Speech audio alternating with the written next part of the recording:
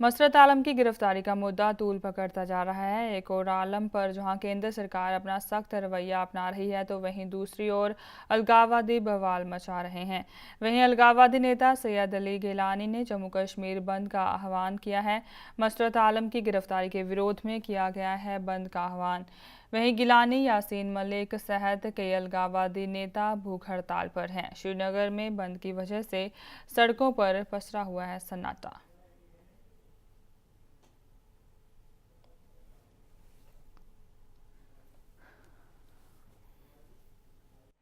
यहाँ पे आज हड़ताल की कॉल दी गई है हुर्रियत वालों की तरफ से, जो मसरत आलम की वजह से यहाँ पे कॉल दी गई है, क्योंकि त्राल में भी जो इनकाउंटर हुआ था जिसमें 2 मासूम लड़के इनकाउंटर में आए और उनकी डेथ हो गई। कल भी यहाँ पे पूरा प्रोटेस्ट हुआ, नौहट्टा कल भी कॉल दी गई थी, कल भी पूरा प्रोटेस्ट रहा, लेकिन उसमें कुछ पथराव भी हुआ।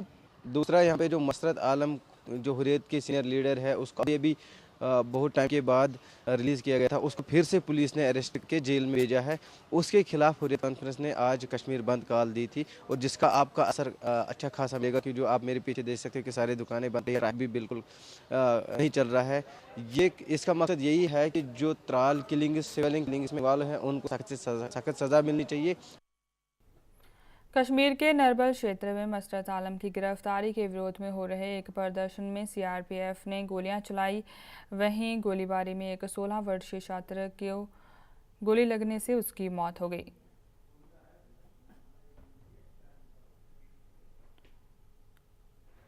कश्मीर के नरबल क्षेत्र में मसरत आलम की गिरफ्तारी के विरोध में हो रहे प्रदर्शन में सीआरपीएफ ने गोलियां चलाई, जिसमें एक नाबालिग लड़की की मौत होने की खबर है।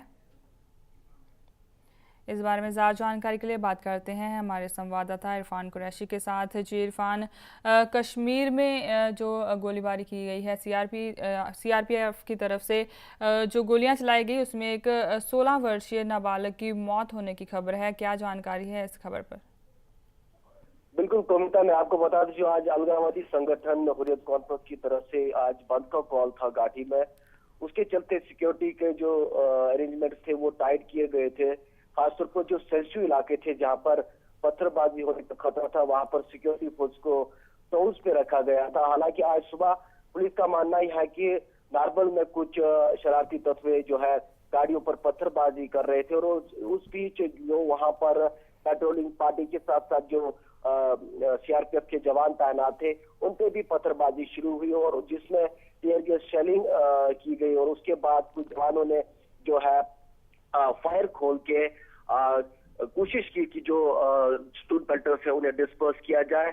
लेकिन उस बीच एक 9वीं क्लास के युवा को जो है गोली लगी, और जो अस्पताल पहुंचने से पहले ही अपनी जान गंवा बैठा। लेकिन एक अहम चीज है इसमें, जो सीआरपीएफ के जवानों ने जिनमें फायर खोल दिया, उन्होंने एसओपी फॉलो नहीं किया। एक स्टैंडर्ड ऑपरेटिंग प्रोसीजर होता है किसी भी बीट से आप जब डील करते हैं, या किसी भी लॉ एंड ऑर्डर सिचुएशन को जब आप फेस करते हैं। तो कारण यही है कि जो सुबह भी कहीं ना कहीं ऐसा माना जाता था कि आज का दिन जो है प्रशासन और सरकार के लिए काफी चुनौती भरा रहेगा, क्योंकि बहुत सारे मुद्दे कश्मीर घाटी में इस समय सरगर्म है। चाहे आप त्राल किलिंग की बात करें, चाहे आप हुर्रियत कॉन्फ्रेंस के लीडर मसरत आलम के हिरासत में जाने की बात करें, उस बीच कश्मीरी पंथर्स की रिहैबिलिटेशन की बात करें, या वेस्ट पाक रिफ्यूजीज की रिहैबिलिटेशन की बात करें, बहुत सारे मुद्दे थे जो सरकार के लिए चुनौती थी। और खासतौर पर उस बीच जो आइडियोलॉजिकल डिफरेंस पीडीपी और भाजपा में है, वो भी एक कारण था। क्योंकि कल सूत्रों के हवाले से ये खबर आ रही थी कि मुख्यमंत्री जो मुफ्ती मोहम्मद सईद है, उन्हें भाजपा की तरफ से ये बताया गया था कि अगर आप मसरत आलम को हिरासत में नहीं भेजते हैं तो शायद अलायंस पे जो है इसका असर पड़ सकता है। तो कहीं ना कहीं कुल मिलाकर उसके बाद सरकार ने मसरत आलम को जेल चलता कर दिया। उसके बाद जो अलगाववादी जो राजनीति है वो सरगर्म हुई, जहां जे.के. एक तरफ आज हंगर स्ट्राइक पे है, और उनकी मांग यही है कि जो कश्मीरी पंडित है उन्हें अपने अपने घरों में वापस बुलाया जाए, वहां पर रिहैबिलिटेट किया जाए, न कि सेपरेट कॉलोनीज में। और दूसरी तरफ जो त्राल का मुद्दा गरमाया है, जहां पर लोगों और जो खालिद के परिवारजन है उनका जो आरोप है कि उसे स्टेज्ड मैनेज्ड फैक एनकाउंटर में मारा गया, और उसके बाद अब आज का दिन जो लॉ एंड ऑर्डर सिचुएशन के लिए बहुत चुनौती भरा था, नारबल में सबसे जो अनफॉर्चुनेट कह सकते हैं इंसिडेंट हुआ, जहां पर एक 9वीं क्लास के बच्चे को गोली लगी और वो अपनी जान गंवा बैठा। और उसके बाद वहां पर अभी तक जो है वायलेंट प्रोटेस्ट शुरू हुए हैं और कहीं ना कहीं क्लैशेस भी जारी है। हालांकि मीडिया कर्मचारियों को स्पॉट की ओर बढ़ने नहीं दिया जा रहा है, क्योंकि कोशिश यही है कि किसी भी तरह से इलाके को शांत किया जाए। और 2 और युवा इस जो है क्लैश में जख्मी हुए हैं। हालांकि उनकी कंडीशन अभी स्टेबल बताई जाती है। तो कहीं ना कहीं कुछ देर पहले हमारी JKNF चीफ यासीन मलिक से बात हुई, उनका यही मानना था कि स्टेट में इस तरह का जो पुलिस टेररिज्म है वो खत्म होना चाहिए। अगर सेंटर और स्टेट दोनों चाहते हैं कि घाटी में अमन रहे, तो उसके लिए लोगों के साथ अच्छे बर्ताव से पेश आना बहुत जरूरी है और खासतौर पर त्राल और नारबल जैसे इंसिडेंट्स को रोकना बहुत जरूरी है। जी इरफान, 16 वर्षीय जो है नाबालिग को गोली लगी है, उसकी मौत हुई है और प्रदर्शन उसके बाद और ज़्यादा उग्र हुआ है, तो इस बारे में प्रशासनिक अधिकारियों का क्या कहना है? देखिए, बिल्कुल जो अभी पुलिस का जो अभी प्रेस नोट एक आया था, उससे पुलिस ने बिल्कुल ये माना था कि युवा को गोली लगी है और कोशिश ये थी कि लॉ एंड ऑर्डर को मेंटेन रखा जाए और SOP फॉलो नहीं किया गया है CRPF जवानों के द्वारा, जिस वजह से फिलहाल ये एक कैजुअलिटी हुई है। और बाकी जो सेंसिटिव इलाके थे, पलालन की बात करें, सोपोर की बात करें, ताल जहां पर अभी चौथे दिन भी कर्फ्यू लाइक सिचुएशन है, वहां की बात करें, और खासतौर पर डाउनटाउन जहां पर बड़े पैमाने पर कल क्लैशेस देखे गए थे जुम्मा के नमाज के बाद, वहां पर सिक्योरिटी अरेंजमेंट्स टाइट कर दिए गए और कोशिश यही है कि इस तरह का हादसा और कोई ना हो और कहीं ना कहीं अलगाववादी राजनीति जो है उसे ठंडा रखा जाए, जो सरकार को बहुत जरूरी और अहम इस समय लगता है। और इस बीच एक सबसे बड़ी अहम बात यह है कि भाजपा और PDP को एक होकर घाटी में अमन के लिए काम करना पड़ेगा, बजाय इसके कि वो आइडियोलॉजिकल डिफरेंस से एक दूसरे को धमकियां देते रहे। जी इरफान, जानकारी के लिए आपका धन्यवाद। बता दें कश्मीर के नारबल क्षेत्र में मसरत आलम की गिरफ्तारी के विरोध में हो रहे एक प्रदर्शन में CRPF ने गोलियां चलाई, जिसमें एक 16 वर्षीय छात्र को गोली लगने से उसकी मौत हो गई है, जिसके बाद प्रदर्शन और ज़्यादा उग्र हो गया है।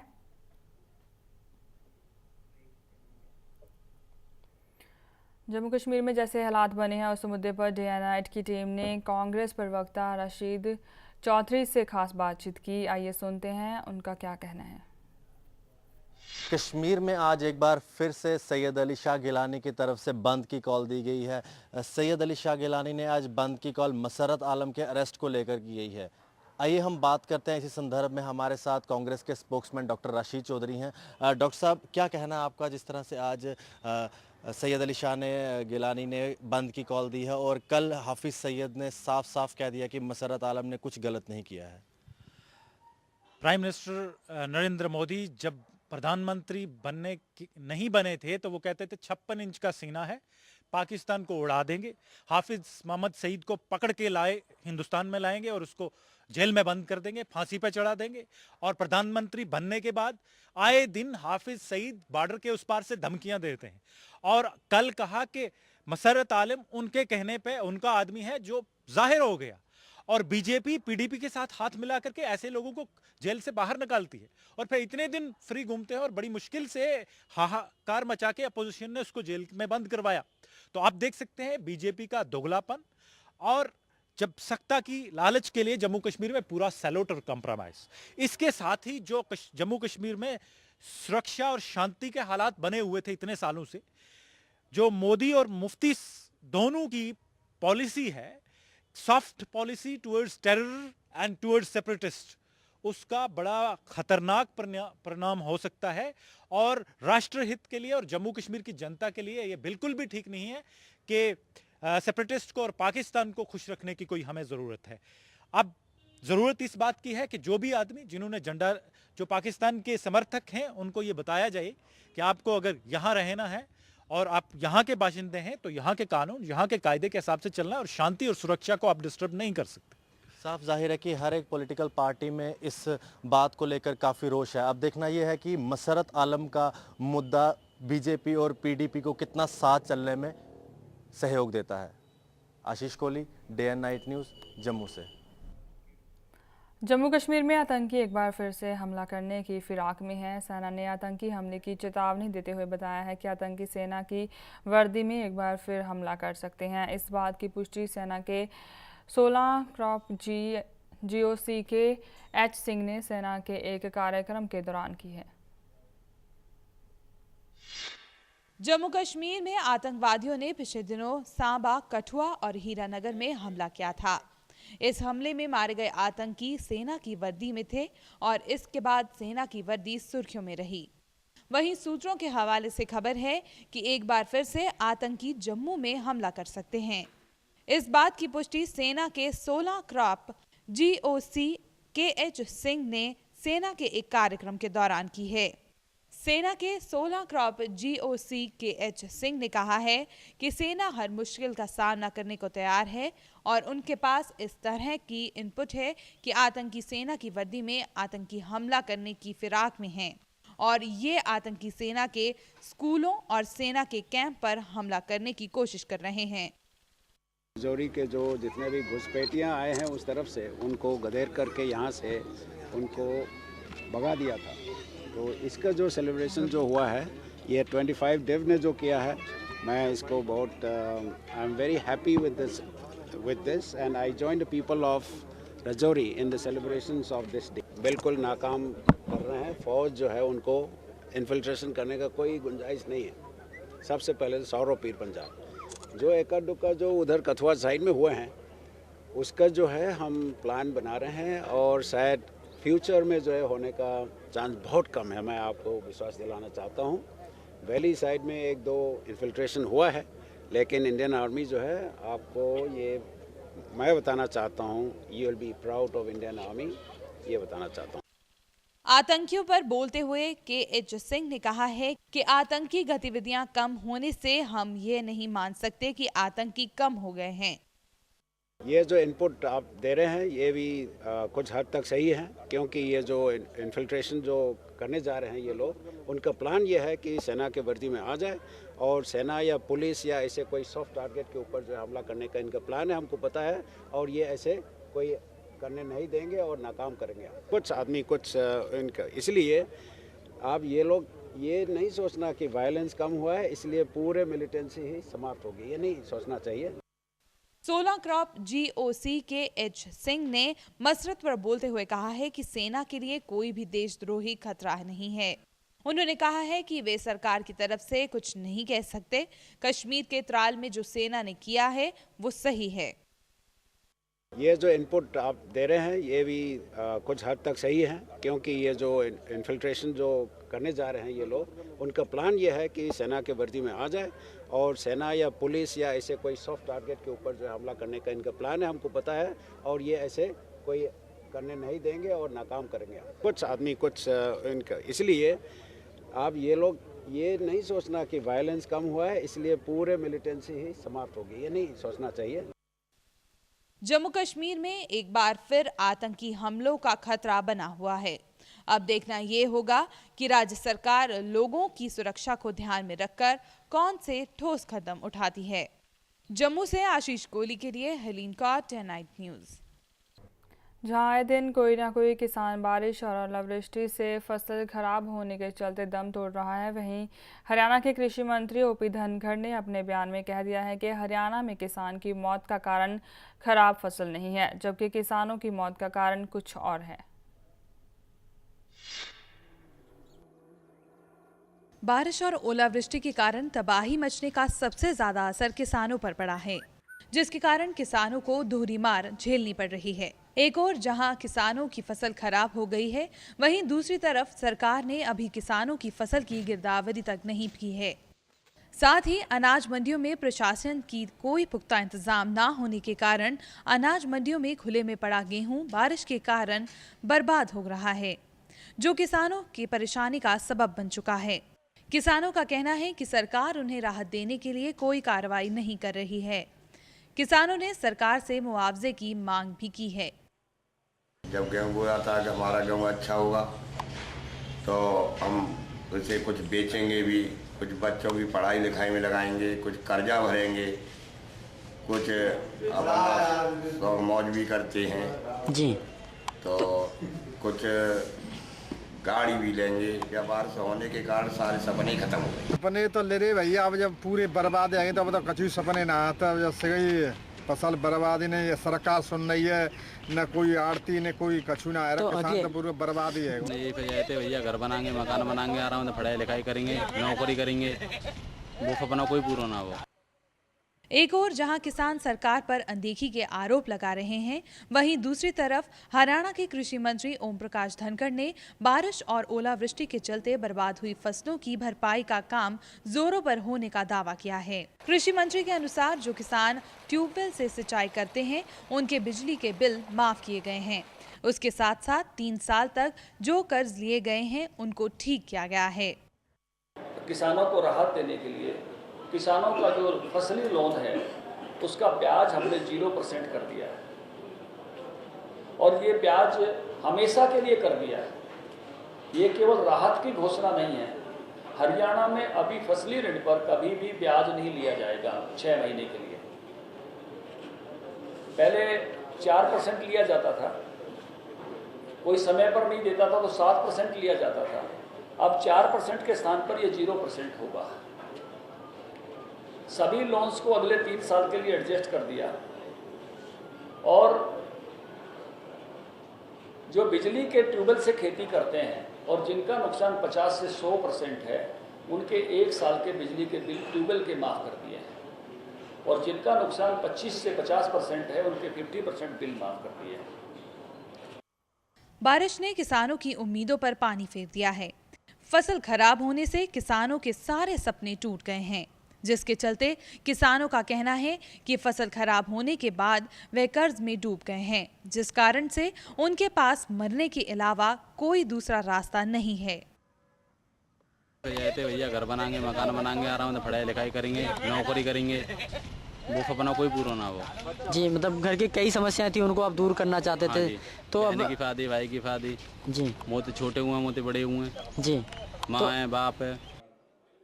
जहां किसान मरने के बारे में सोच रहे हैं, वहीं इन सब से हटके हरियाणा के कृषि मंत्री ओपी धनखड़ ने एक उलट बयान दिया है।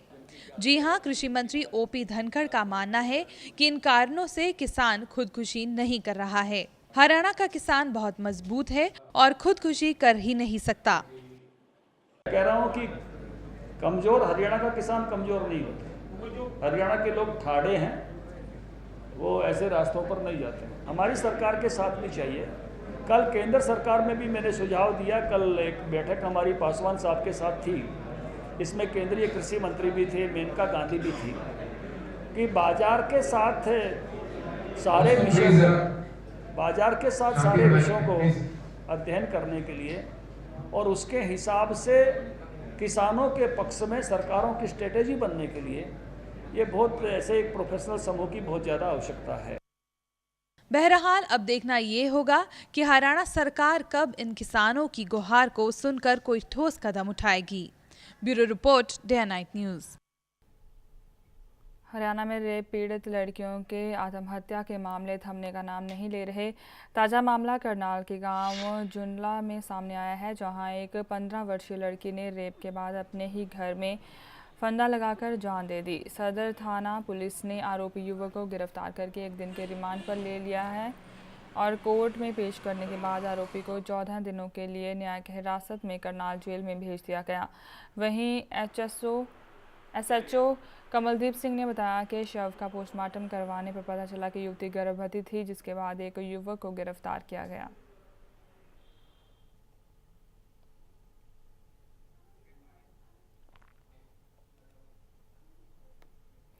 हुड्डा सरकार के दौरान हुए करनाल के समाज कल्याण विभाग में हुए करोड़ों रुपए के पेंशन घोटाले में खट्टर सरकार का एक्शन शुरू हो गया है। करनाल सिविल लाइन थाना पुलिस ने उस समय के रहे समाज कल्याण अधिकारी बलजीत सिंह को गिरफ्तार करने में बड़ी सफलता हासिल की है। आरोपी को गिरफ्तार कर अदालत में पेश किया गया, जहां उसे अदालत ने 3 दिन के पुलिस रिमांड पर भेजा है।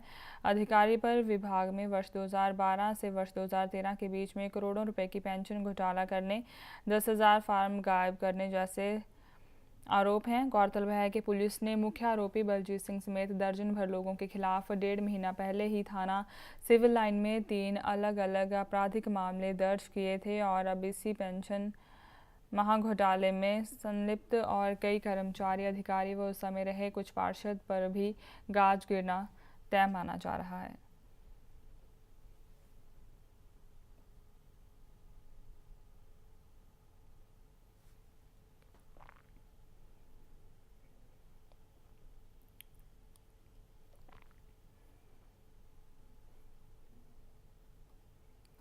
सुर्खियों में रही गुरु नानक देव जी पर आधारित फिल्म नानक शाह फकीर पर जहां पंजाब और चंडीगढ़ में रोक लगाई गई, वहीं इसे हरियाणा में रिलीज कर दिया गया। वहीं इस फिल्म को देखने आए लोगों ने की फिल्म की सराहना।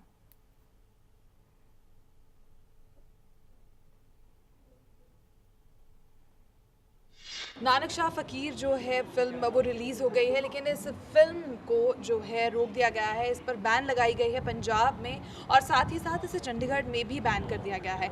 लेकिन ये फिल्म जो है हरियाणा में इस फिल्म को दिखाया गया है। यहाँ हम पहुँचे हैं एक सिनेमा में, एक सिनेमा हॉल में, जहाँ अभी लोग जो हैं फिल्म देखकर बाहर निकले हैं। जिस तरीके से आप देख सकते हैं वहाँ पर काफ़ी रश है, काफ़ी लोग जो हैं बाहर आ रहे हैं। उनसे जानने की कोशिश करते हैं कि फ़िल्म कैसी लगी। आपको फ़िल्म कैसी लगी? The movie was awesome. It was very, very nice. Hats off to the director and producer and all the people who have worked in it. We really liked it. Okay. Very nice. Right. जिस तरीके से film को ban लगाया गया, तो आपको लग रहा है कहीं बैन की जरूरत नहीं? I don't think so. It's required. In fact, everyone should watch it. It's a must watch. Okay. आप क्या कहना चाहेंगे फिल्म के बारे में? कैसे लगी? बहुत बढ़िया फिल्म है जी। मतलब सिखों में इस फिल्म को लेकर रोज देखा जा रहा था, आपको लगता है इस फिल्म पर बैन ठीक है? आप क्या? ठीक है जी। आपने फिल्म देखी बीइंग अ यंग ब्लड, तो आपको क्या लगता है इस फिल्म को रोक की ज़रूरत थी? बिल्कुल जी। और फिल्म को देखकर किस तरह की फीलिंग आई और क्या क्या सीख जो है फिल्म के ज़रिए आपने? कीरत छको, वंड छको, नाम जपो। जी। आप क्या कहना चाहेंगे?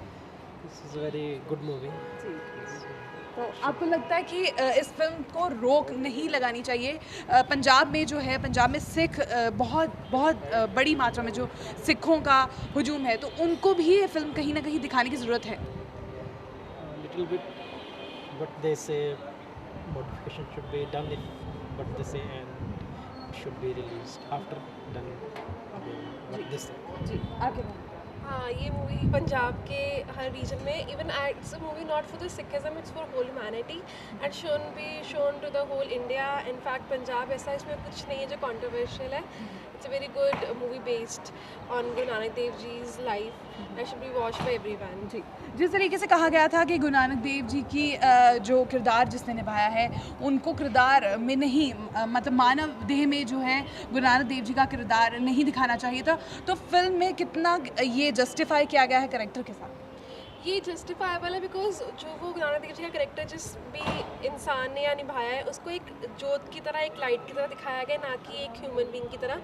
सो as a form of light और इनलाइटेंड सोल उनको प्रेजेंट किया गया है। So it's I think so इसमें कंट्रोवर्सी की बात है और ये मूवी पंजाब से जो बैन है हटा देना चाहिए और दिखानी चाहिए। जी। Thank you so much. So ये देखा आपने, दर्शकों का सिर्फ यही कहना है यहाँ पर कि फिल्म जो है उसमें कोई भी कंट्रोवर्शियल पार्ट नहीं है।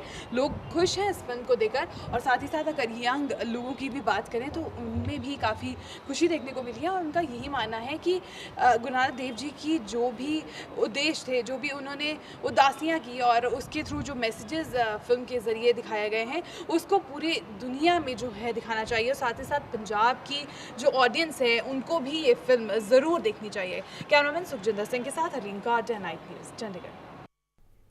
3 देशों की यात्रा पूरी करने के बाद प्रधानमंत्री मोदी भारत वापस लौट आए हैं। प्रधानमंत्री जर्मनी, फ्रांस और जर्मनी की 9 दिनों की यात्रा पर थे। दिल्ली एयरपोर्ट पर भाजपा नेताओं ने पीएम मोदी का स्वागत किया।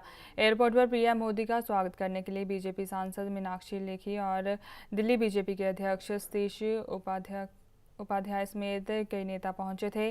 वहीं पीएम मोदी ने दिल्ली एयरपोर्ट के बाहर लोगों से मुलाकात भी की।